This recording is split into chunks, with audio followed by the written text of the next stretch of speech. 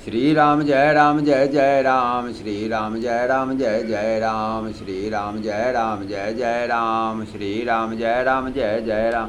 हर हर महादेव, हर हर महादेव, घर घर महादेव। शिव महापुराण चौथा अध्याय। ब्रह्मा जी का श्री नारद जी के कहने पर भगवान सदाशिव के निर्गुण चरित्रों का वर्णन करना। प्रेम से बोलिए श्री गणेश महाराज की जय, श्री पंच देवता की जय, श्री लक्ष्मी नारायण विष्णु भगवान की जय, श्री राम दरबार की जय, श्री शिव परिवार की जय, स्थान देवता की जय, ग्राम्य देवता की जय, कुल देवी देवता की जय, इष्ट देवता की जय, माता पिता के चरण कमलों की जय। जय जय जय श्री सीताराम। महर्षि सूत जी ऋषिगणों को इतना कथा सुनाकर कहने लगे कि श्री नारद जी का प्रश्न सुनकर ब्रह्मा जी बहुत प्रसन्न हुए। भगवान शिव जी का नाम सुनकर ब्रह्मा जी को रोमांच हुआ, अश्रुपात होने लगा। उन्होंने कहा, नारद तू धन्य है, तूने मेरे कुल का नाम रोशन कर दिया, क्योंकि तुम भगवान शिव जी के भक्त बने हो। मैं अपनी बुद्धि अनुसार पहले भगवान सदाशिव के निर्गुण चरित्रों को कहूँगा, उसके पश्चात मैं उनके सगुण चरित्रों का वर्णन करूँगा।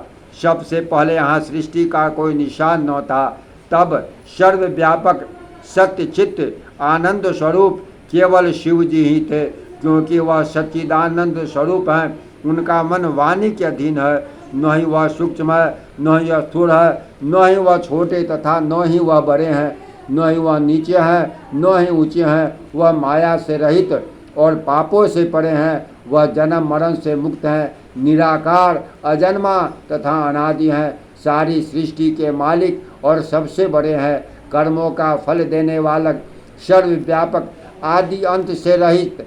ऐसे भगवान शिव की उपासना विष्णु जी भी करते हैं और मैं भी करता हूँ। इनकी कृपा के बिना कोई कुछ भी प्राप्त नहीं कर सकता। भले ही योगी ध्यान अवस्था में उन्हें देख ले, लेकिन उनकी आदि तथा अंत को बिल्कुल नहीं जानते। उन संपूर्ण ज्ञान स्वरूप तथा सत्व स्वरूप सदाशिव को वे नेति नेति कहकर पुकारते हैं। मूर्ख मनुष्य भला उन्हें क्या जान सकता है। वह निर्गुण हैं, बिना आँख के देखते हैं, बिना कान के बिना सुनते हैं, बिना जिह्वा के बोलते हैं, बिना हाथों के सारे कार्य करते हैं, बिना पैरों के भी चलते हैं। जिस महापुरुष के ऐसे विलक्षण काम हों, उनकी स्तुति भला कौन कर सकता है। उन्होंने इच्छा की कि मैं एक हूँ तथा इस इच्छा के पैदा होने के साथ ही वह एक हो गए। इस प्रकार निर्गुण और सगुण स्वरूप में कोई भेद नहीं।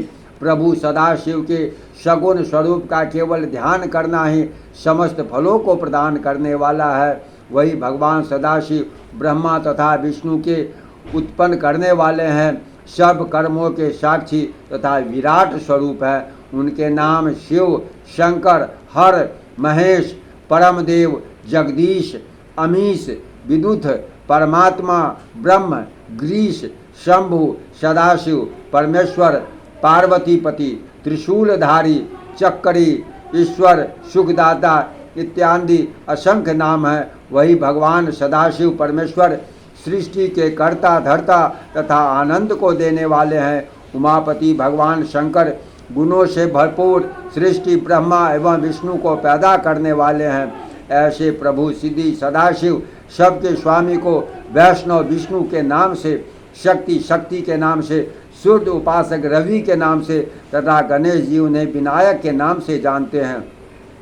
वह भगवान सदाशिव सगुण स्वरूप कैसे हैं। मस्तक पर जटा और गंगा, भाल में चंद्रमा तथा त्रिपुंड, कानों में कुंडल, सूर्य चंद्र तथा अग्नि के समान तेजवान, तीन नेत्र, शुक्र की भांति नशा, बिंबा फल के समान ओठ, अत्यंत पवित्र और तेजवान, सुंदर 5 मुख हैं, जिनमें से एक पूर्व की ओर वाला प्रातः के सूर्य समान प्रभाव वाला, दूसरा दक्षिण की ओर 3 नेत्र वाला अत्यंत भयानक, तीसरा मुख पश्चिम की ओर और मस्तक पर अर्ध चंद्रमा धारण करने वाला, चौथा मुख उत्तर की ओर मूंगे के कारण वाला है, जिसमें लंबे लंबे केश लटकते हैं।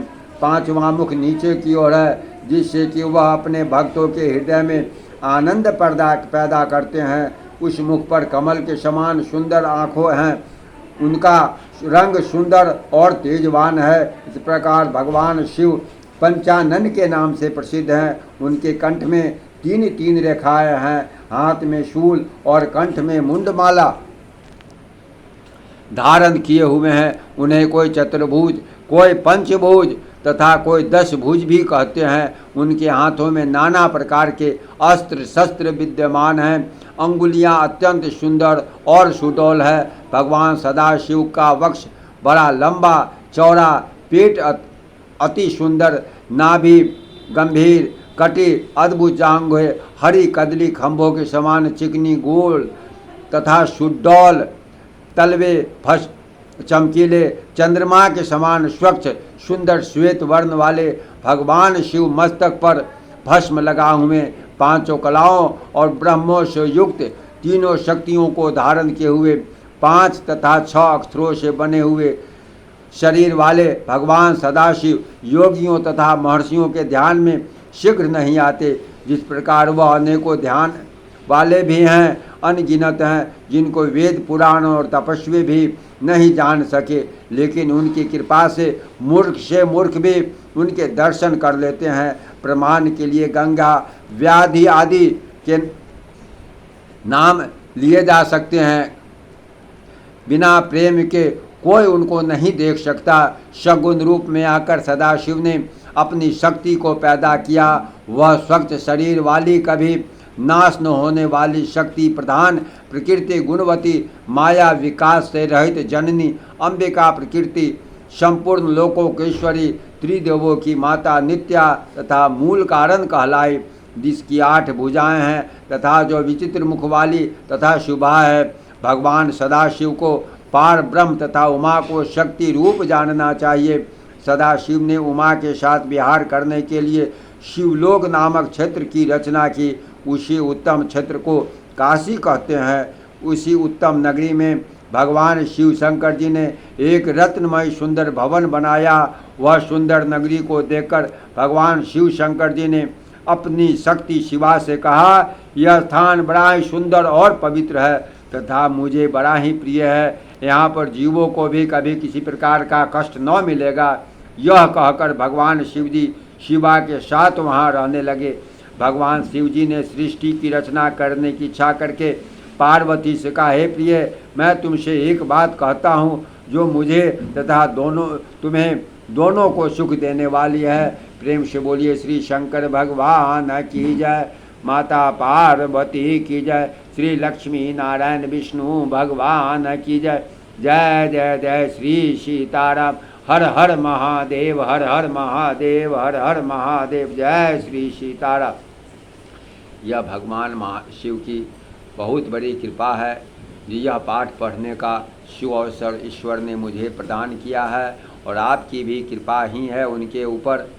आपके ऊपर भी उनकी कृपा है जो आप यह कथा सुने। जय श्री सीताराम।